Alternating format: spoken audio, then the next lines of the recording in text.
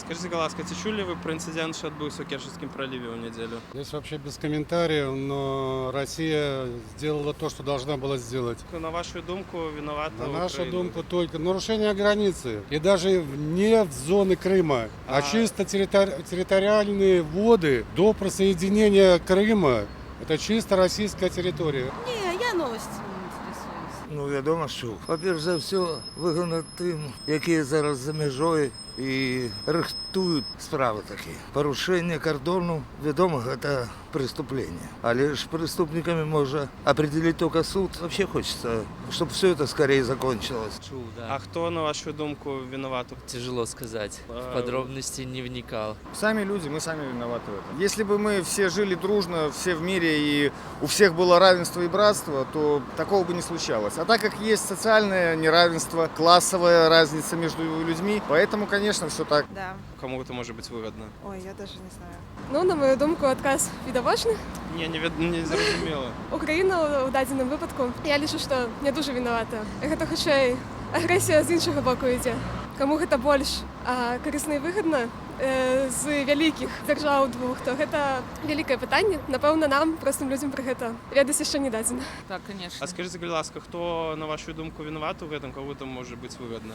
Не могу дать отказ на гэтае пытанне. Ой, я чула, но мне это... А хто виноват у гэтым, на вашу думку? Да, я не знаю, по-моему, все не думают ни о чем. А белорусы виноваты? Белорусы нет, никоим боком. Да мы особливо не ведаем.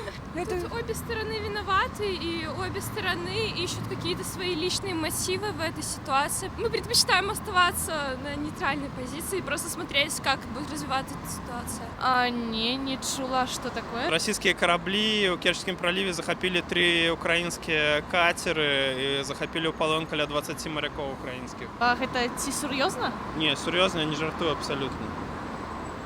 Ну, шкада, канешне. Вінавата палітика заўсёды. А якой краіны складана адказаць. Ці мусіць некую позицию у дачынення до гэтага конфликту занять Беларусь? Мы здесь, по-моему, вообще ни при чем. Одну из сторон не поддерживаем. Ни то, ни другое. Ну, соседи же.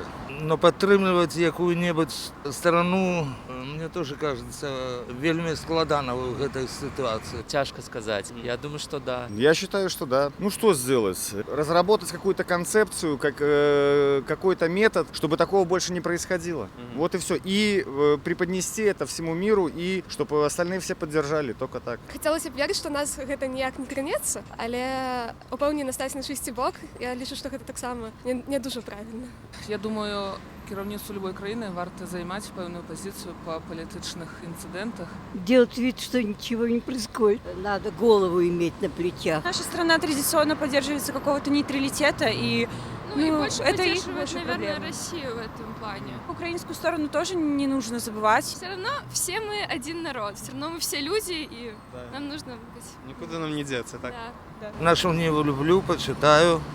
Выписывал ее даже когда служил в Якутии.